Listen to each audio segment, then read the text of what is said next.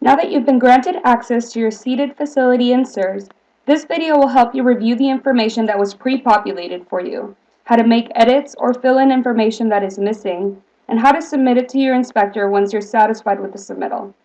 If you're a medical waste generator, there are detailed instructions for medical waste generators on the Medical Waste Program page of our website. When you sign into CERS, you may have noticed that your home page has changed. Rather than asking you to search for your facility, you now have your facility listed on your home page. If you have several facilities, you will see a row identical to this one for each of your sites, and you will have to go through the process of submitting for each of your facilities.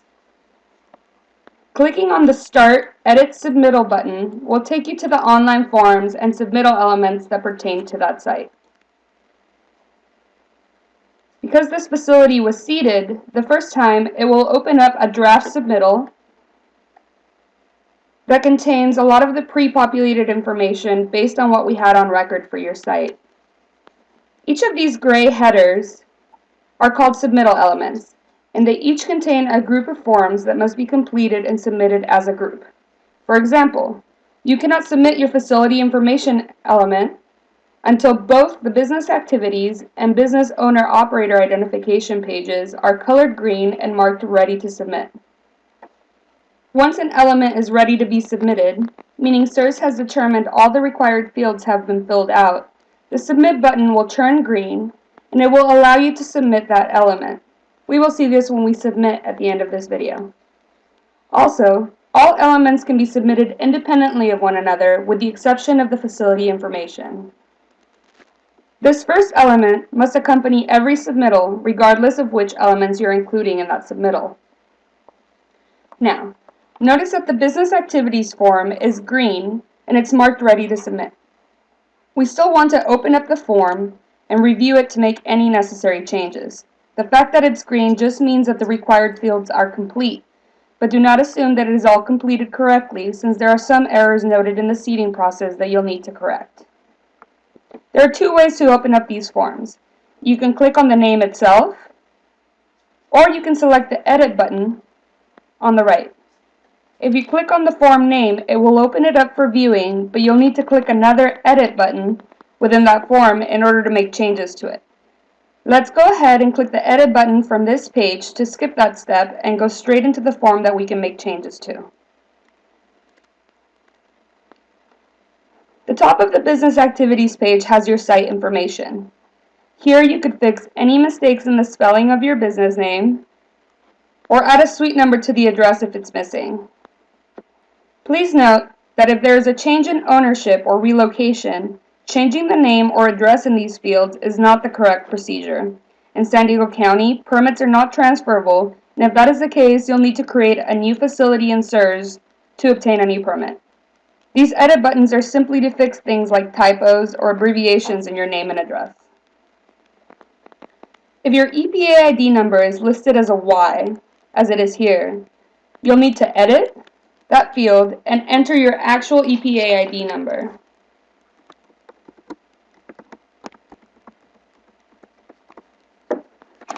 You can hit Done, and it has changed the EPA ID number on this page. The rest of this form is a series of yes or no questions that you might be familiar with.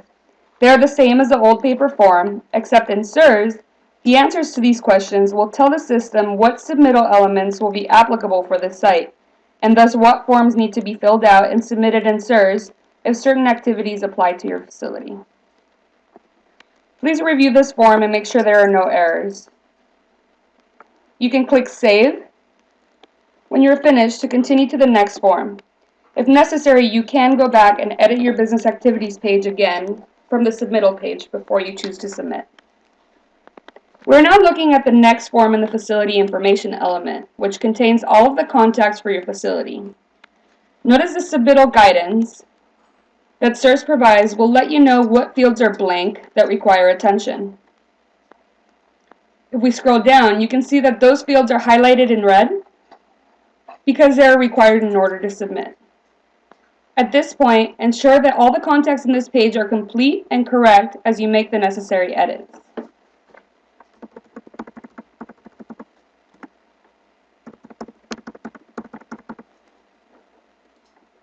Pay special attention to the owner box. An error occurred in the seeding process and these fields were populated with the owner of the property rather than the owner of the business. Please correct this mistake by entering the correct information for the business owner.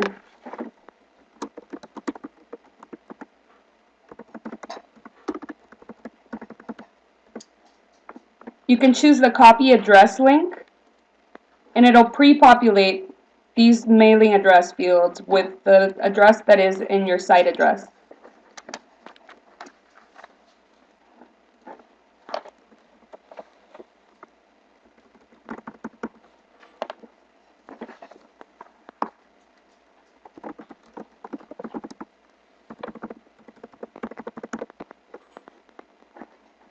You can choose the copy address function here to copy the address from your site into the mailing address within this box.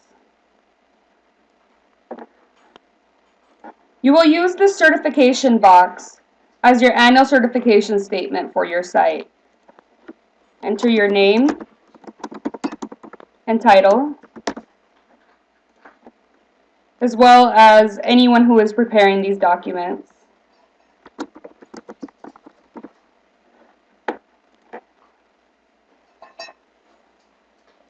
Once you have reviewed this form and filled it in correctly, you can click Save to go back to your draft submittal.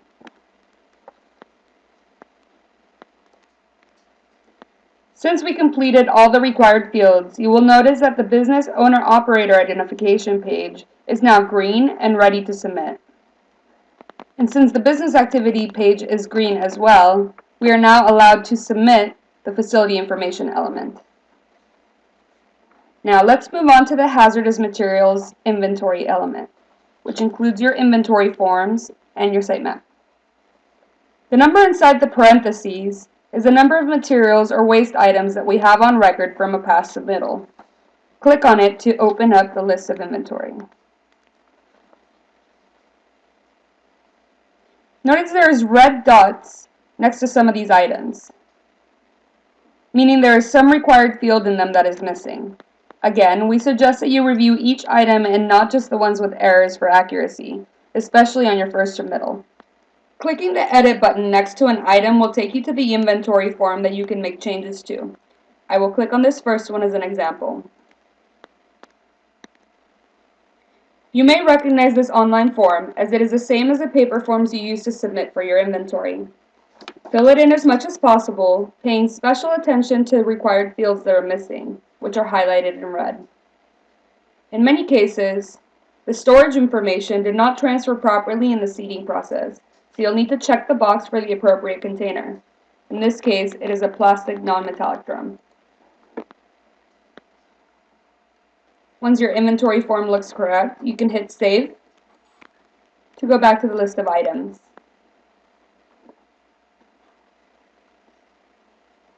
Next, I'm going to edit the used antifreeze. And as we can see, it is also missing the container information. Check the box and save to go back to my list of inventory.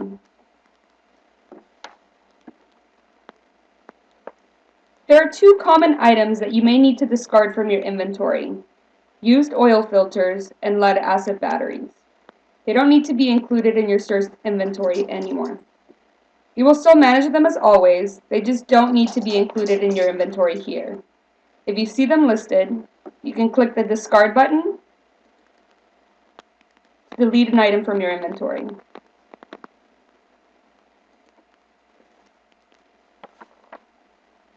Now, if you need to add an item to your inventory, you can use this Add Material button. CERS has a way to search for common materials in the CERS chemical library.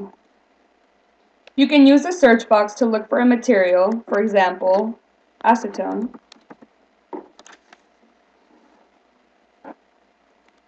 Now, it's important to note that this library is still in need of enhancements, and as of now, the information it provides isn't always correct. You can still use the library to help you fill out the forms, but you will want to make sure the information is correct before you submit it. If you cannot find your item in the search results or prefer to enter your own, you can use the Unable to Find Material / Add New Material button to open up the inventory form. We found that those items in the search results that are not listed as a synonym is an N, seem to have less errors. You can select Add to open up the inventory form. Now you notice that the chemical identification and physical properties portion of the page has been filled out for you, as well as the chemical hazard classification. You can make edits to these as necessary. In this case, the information seems to be correct. You now have to fill out the location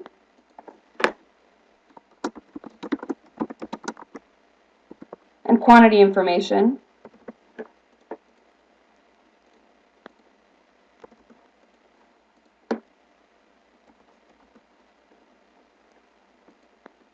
as well as the storage information, your storage and temperature. And once it all seems to be complete, hit Save to go back to your list. We can now see that acetone has been added to our inventory list. When your entire inventory is correct and no more red dots appear, you can select Done to go back to your draft submittal.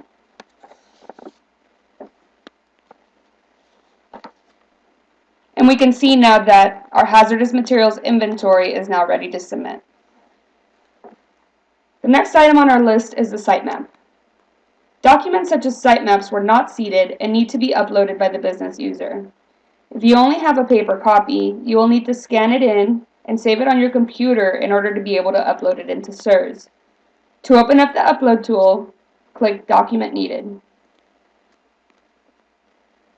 We ask that on your first submittal you include your sitemap in order to have it in our database. After your map has been accepted by your inspector and there are no additional changes needed to your sitemap, you can use some other document options here on the left, such as stored at facility or provided to regulator, in order to not have to upload this every time. Okay, to upload we want to go to Choose File, and we want to locate the file on our computer.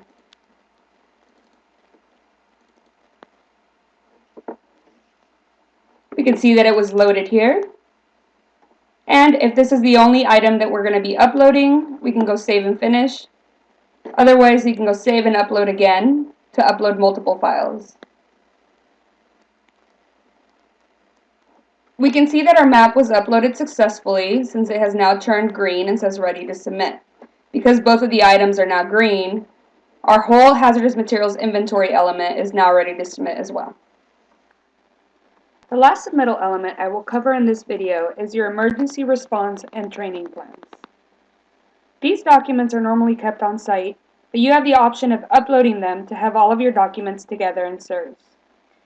If we click on these arrows, we can see that there are two documents in this submittal element. We can click on the Start button, and an upload tool, just like the one on our sitemap, will open up. This is for your emergency response or contingency plan. In the Document Options menu on the left, you have the option of selecting Stored at Facility, Provided to Regulator, or you can upload your document. If you do wish to upload, click on Choose File, find the file on your computer, double-click it, and select Save and Finish. If we click on the Employee Training Plan, the same upload tool appears, and again you have the same options on the left, or to upload the document you go to Choose File, find the file on your computer, double click it, and select Save and Finish. Now we can see that everything on our page is green and we're all ready to submit. Clicking on any of the green submit buttons, it doesn't matter which one, will pull up all the submittal elements that are ready to be submitted and package them into your first submittal. Currently, there's no enhancement in CERS that will point out changes made by you in your submittal, so it's very important to include comments to help point your inspector in the right direction.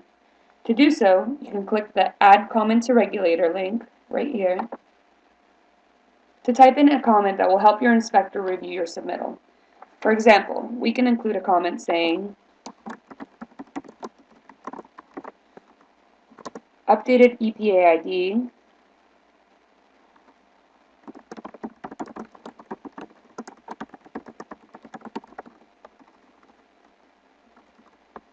and filled in missing owner information. There's a second comment box in your hazardous materials inventory. And here I would add a comment like,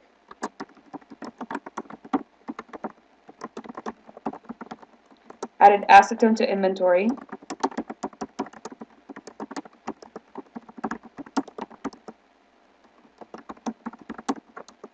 discarded lead acid batteries and oil filters,